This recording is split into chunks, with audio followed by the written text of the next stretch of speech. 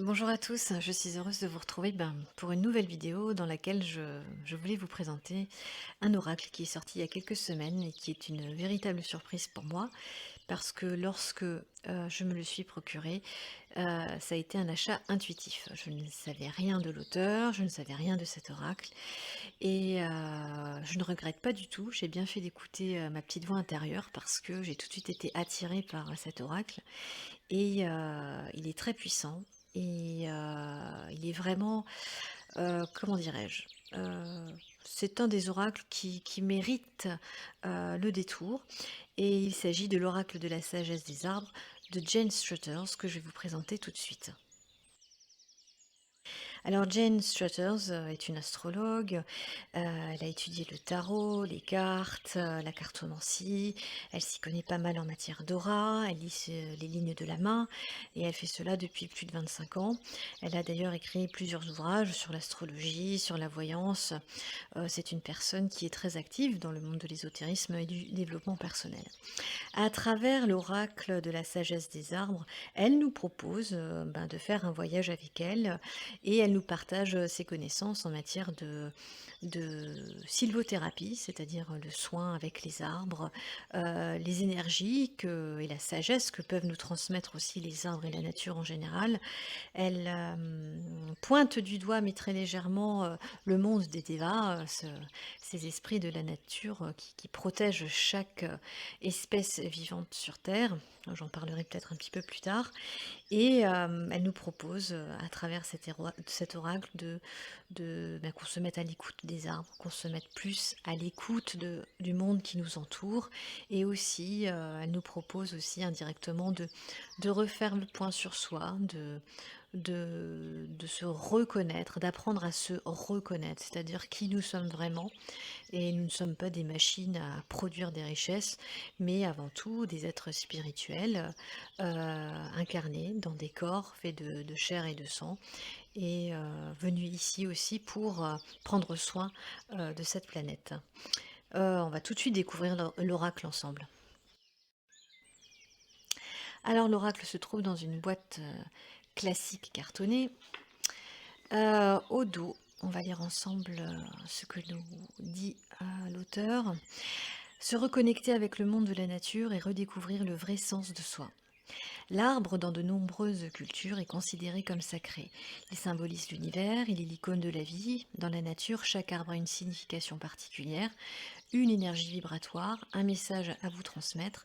Ces 40 cartes, magnifiquement illustrées, représentent des arbres du monde entier, du pommier familier au séquoia géant.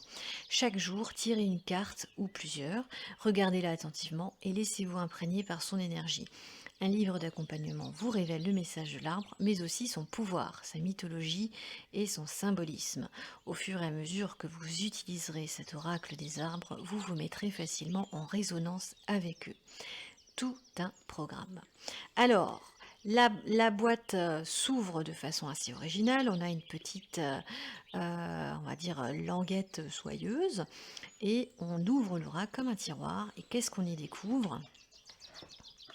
On y découvre le livre d'accompagnement. Voilà, j'ai fait tomber les cartes. Voilà. On va découvrir ensemble le livre. Donc il est en couleur, ce qui est très appréciable, ça change un petit peu. Le sommaire, donc on voit bien que les cartes sont divisées en 4 familles. La famille des racines, des troncs, des feuilles et des fleurs ou des fruits et des graines. On a une petite introduction qui nous parle des arbres et qui nous dit simplement, eh bien, les arbres vivaient sur Terre bien avant la venue du genre humain et ils seront probablement ici encore après que les humains auront disparu. Ça commence fort et ça recadre, on va dire. Ensuite, on a un petit chapitre sur se mettre à l'écoute des arbres. Donc, on rentre dans le vif du sujet, hein, on commence à parler d'introspection aussi.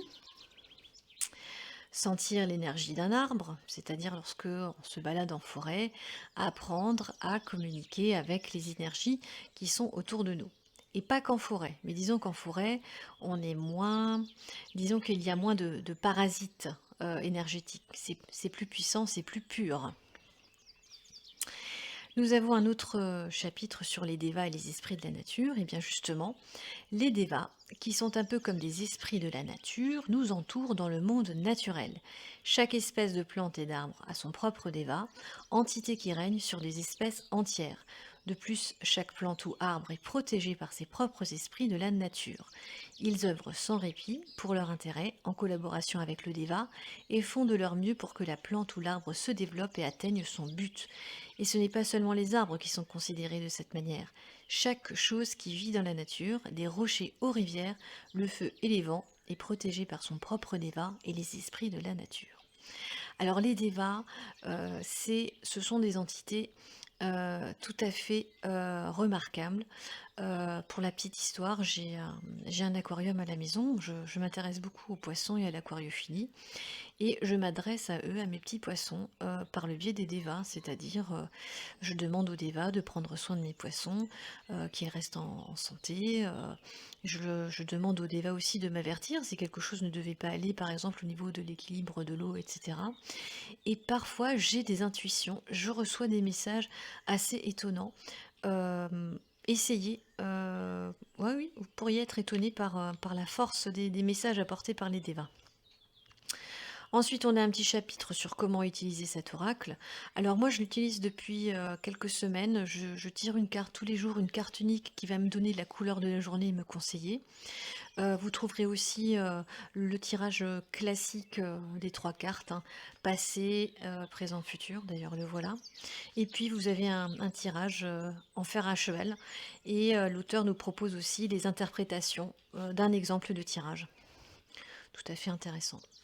Et ensuite, on passe à l'interprétation, à l'explication de chaque carte. Donc vous voyez, chaque carte est représentée en couleur sur une page. On y voit le message du déva de l'arbre. Donc ici, par exemple, le message du déva du baobab, ou ici le message du déva de l'acacia.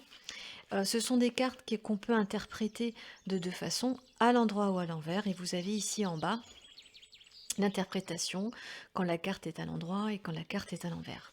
Donc voilà pour le livre qui est très bien écrit. On y apprend pas mal de choses, hein. Pas que en matière ésotérique ou en matière de développement personnel, mais on apprend des choses sur, par exemple, le genévrier. Ben, on sait qu'il est originaire d'Europe, d'Asie et de l'Amérique du Nord. Il donne des cônes pareils à des baies, il pousse à 10 mètres de haut. Donc il y a aussi quelques petites connaissances sympathiques à mettre au fond de son panier à connaissances. Voilà, voilà pour la petite expression que je viens d'inventer. On va passer aux cartes qui sont logées au creux de, au creux de la boîte. Le dos des cartes est très joli. C'est un petit, on va dire un tapis de feuilles d'automne. Et vous voyez les cartes. On voit bien que chaque famille de cartes est reconnaissable parce que chaque carte est entourée d'une couleur différente. Donc ici on a les troncs, les racines, ici les troncs, ici la famille des feuilles et ici la famille des fruits et des graines. Voilà. Je vous propose maintenant de découvrir tout de suite l'ensemble des cartes.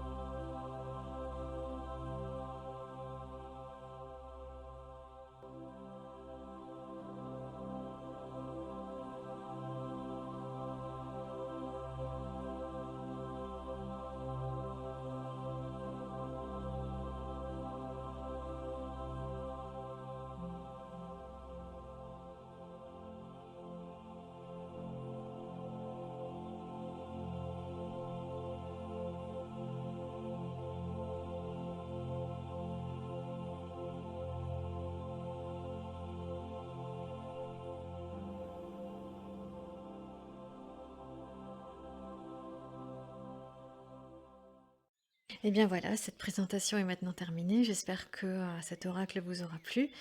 Et quant à moi, eh bien, je vous souhaite de belles communications avec les esprits de la nature et avec la sagesse des arbres. Et j'espère vous retrouver très bientôt sur ma chaîne Les Réponses du Soir.